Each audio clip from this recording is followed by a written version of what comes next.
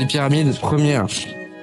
Les pyramides égyptiennes ont toujours fasciné le monde, que ce soit par leur taille ou leur forme, elles nous rappellent que de grandes civilisations ont existé bien avant nous. Ces géants de pierre surgissant majestueusement du désert portent en eux le mystère et la grandeur d'un monde disparu. En tant que passionné de design et d'architecture, j'ai plongé dans les récits et les théories cherchant à comprendre le secret de ces bâtisseurs du passé. C'est une quête personnelle, savoir comment ces architectes et ces artisans ont pu construire des bijoux architecturaux aussi monumentaux avec des outils d'une aussi grande simplicité. Et je pense maintenant avoir une idée un petit peu plus claire de comment a réellement été construite la pyramide de Khéops. Mais d'abord, je vais vous refaire une petite mise en contexte.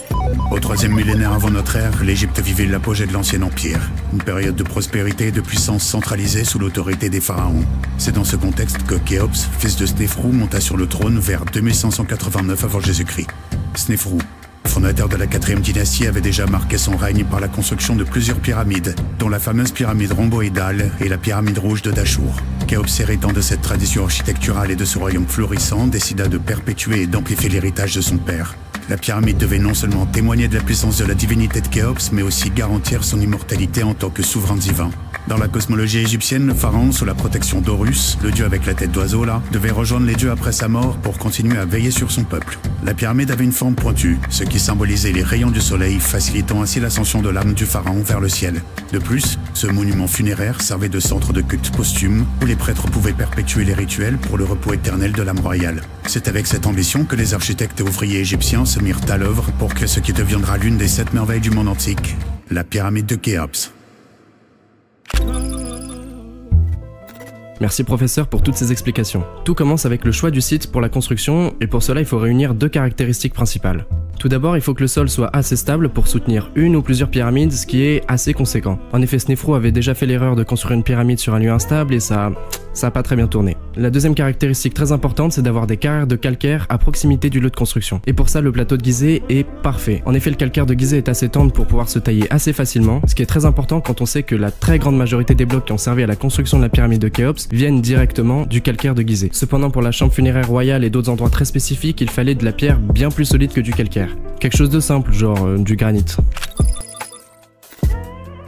Donc pour ce faire, les Égyptiens sont allés chercher du granit à Assouan, qui est à environ 900 km au sud de Gizeh. En effet, le granit d'Assouan est extrêmement dense et dur, ce qui est parfait si tu veux un rendu exceptionnellement lisse et précis. Mais le plus impressionnant avec ces blocs, c'est que certains pouvaient peser jusqu'à 70 tonnes. 70 tonnes, putain. Et dites-vous, ces blocs, ils les transportaient par bateau. Non, vous rêvez pas, ils ont remonté les 900 km par bateau. Ce qui est vraiment exceptionnel avec ces blocs de granit, c'est que certains étaient placés à plusieurs dizaines de mètres de hauteur dans la pyramide, c'est exceptionnel. Ils avaient des méthodes très sophistiquées que nos archéologues tentent encore de comprendre.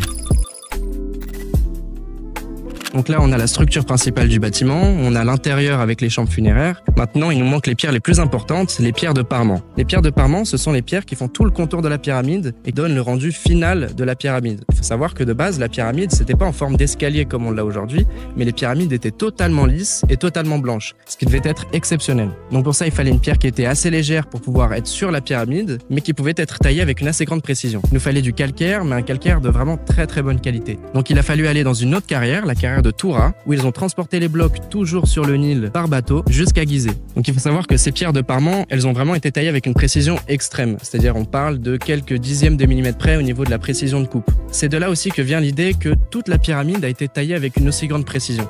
Sauf que c'est pas vrai quoi. La majorité des pierres, c'était les pierres de calcaire qui venaient directement de Gizeh et qui, elles, n'étaient pas du tout taillées avec une précision extrême. Mais d'ailleurs, on ne voit plus beaucoup de pierres de parement aujourd'hui sur la pyramide de Khéops parce qu'elles ont été volées pour leur caractère exceptionnel. Et surtout, c'était les plus faciles à voler quoi. Alors maintenant, vous vous demandez comment ils ont fait pour tailler toutes ces pierres.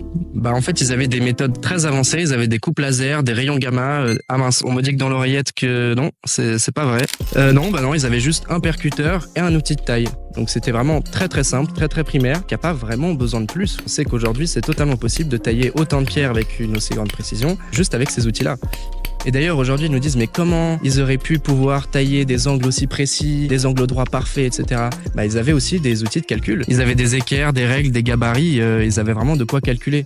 Et puis aussi on nous dit souvent comment ils ont pu poncer du granit avec une aussi grande précision. On a l'impression que ça a été coupé au laser, tous ces blocs de granit immenses. En fait c'est assez simple. Il nous suffit de prendre du sable ou une pierre abrasive avec un petit peu d'eau, on ponce et avec une ou deux personnes, en quelques heures, on peut réussir à avoir un rendu assez propre. Mais d'ailleurs, je trouve que c'est un petit peu un manque de respect pour tous ces artisans, c'est-à-dire qu'on pense qu'ils sont tellement bêtes qu'avec les outils qu'ils avaient, pour eux, c'était impossible de construire une pyramide. C'est vraiment une vision moderne de se dire avant, ils étaient trop bêtes pour pouvoir faire ça. Mais c'était des Homo sapiens sapiens, ils étaient comme nous, ils étaient pas plus bêtes. D'ailleurs, avec des méthodes d'archéologie expérimentale, on voit que c'est possible d'avoir des rendus similaires. Bah là, on peut quand même se demander combien de gens ont été nécessaires pour construire des pyramides pareilles, et surtout, vu la tonne de travail qu'il y avait, ça devait forcément être des esclaves qui étaient forcés à faire ça. Ils ont dû travailler pendant des dizaines d'heures, jour et nuit. Et ben non, pas du tout, non. C'était des ouvriers. Voilà.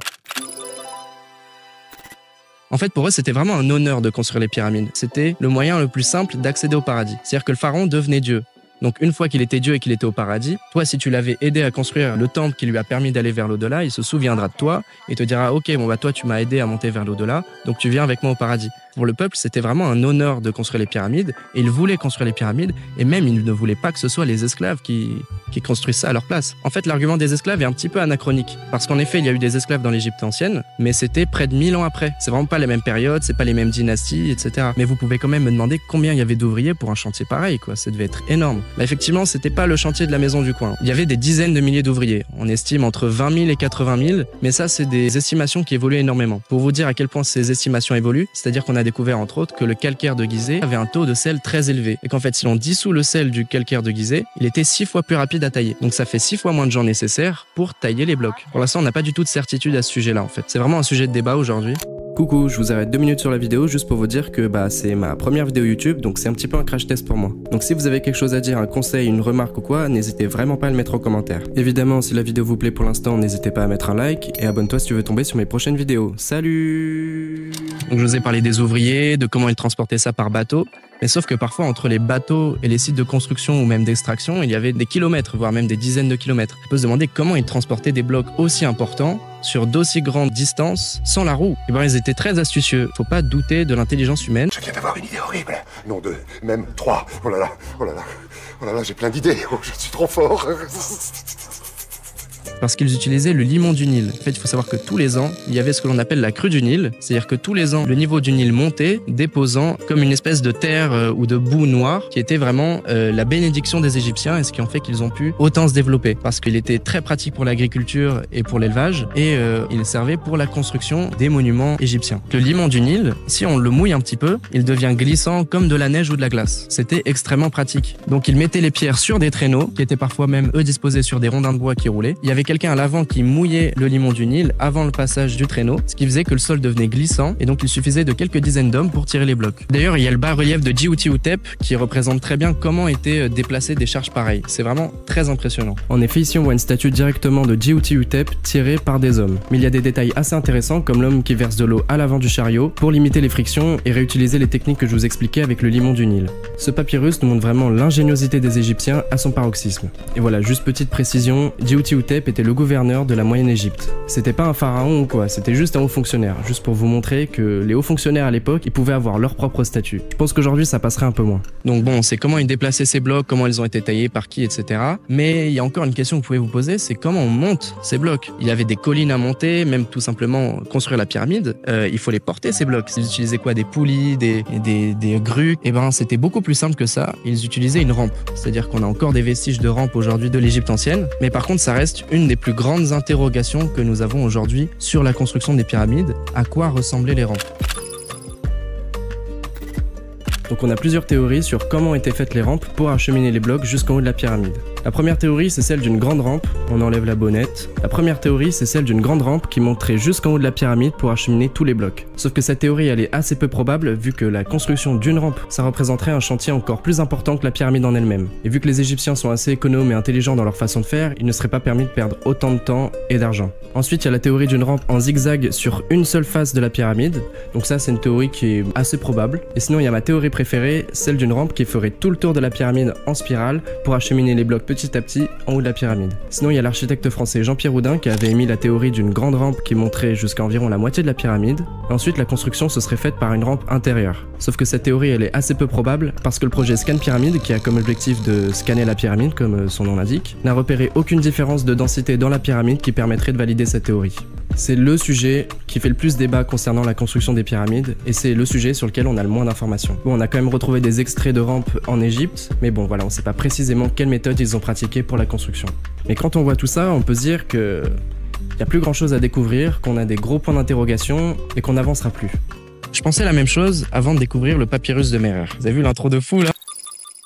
En 2013, l'équipe d'archéologues dirigée par Pierre Talley, un chercheur français, fait des recherches sur la péninsule du Sinaï, notamment dans des ports, donc dans le port de Wadi el-Jarf entre autres, pour se renseigner sur les conquêtes et les échanges économiques que pouvait avoir l'Égypte ancienne. Et c'est en faisant ces recherches qui n'avaient donc rien à voir avec les pyramides que l'équipe de Pierre Talley a découvert le papyrus de Merer. En fait, ce que l'on appelle le papyrus de Merer, c'est un ensemble qui représente entre 30 et 50 rouleaux de papyrus, des papyrus de comptabilité et des papyrus qui font le suivi d'équipes qui étaient chargées d'acheminer des matériaux pour la construction de la pyramide de Khéops. C'est des papyrus qui sont exceptionnels. C'est-à-dire qu'on a le suivi notamment d'une équipe, donc l'équipe de Merer, c'est pour ça qu'on appelle ça les papyrus de Merer, sur 15 à 20 jours. Donc on a vraiment la logistique qu'ils avaient pour acheminer la pyramide de Khéops. L'étude de ces papyrus est encore en cours, mais il offre un point de vue assez précieux sur les méthodes qu'ils utilisaient pour la construction de bâtiments aussi monumentaux. Et pour être honnête, je trouve que cette découverte du papyrus de Merer nous laisse un petit peu d'espoir. Parce que si on fait un rapport de grandeur, s'il y avait autant de papyrus pour quelques dizaines d'ouvriers, il devait y avoir des centaines de milliers de papyrus pour la construction de la pyramide de Khéops. Ça devait être très impressionnant. Mais ce qui fait que nous avons perdu beaucoup de papyrus de cette époque, c'était qu'ils devaient tous être ramenés à Gizeh même, où ils étaient stockés et classifiés. On ne sait vraiment pas pourquoi les papyrus de Merer n'ont pas été ramenés sur le plateau de Gizeh. C'est vraiment un mystère, on n'a pas de réponse aujourd'hui,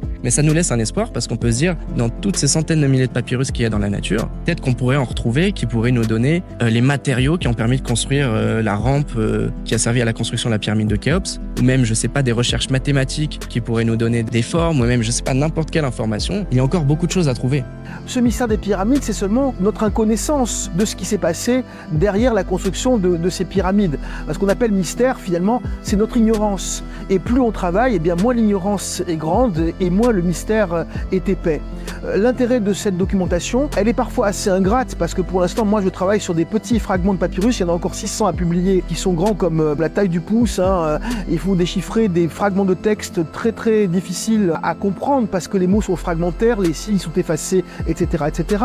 Mais ce qui est vraiment intéressant, c'est qu'on a encore une fois l'impression de passer à l'envers du décor et que plus on aura une connaissance fine de cette documentation, plus on s'approchera finalement de la compréhension du mécanisme qui a permis la construction d'un monument emblématique. Donc à vos pioches, à vos pelles, et le premier qui trouve un papyrus a gagné, hein. C'est pas fou, c'est pas fou. Merci de m'avoir écouté, abonne-toi si tu veux en apprendre plus sur le design. Ok, bah je pense qu'on est bon les gars. Des trucs pointus là.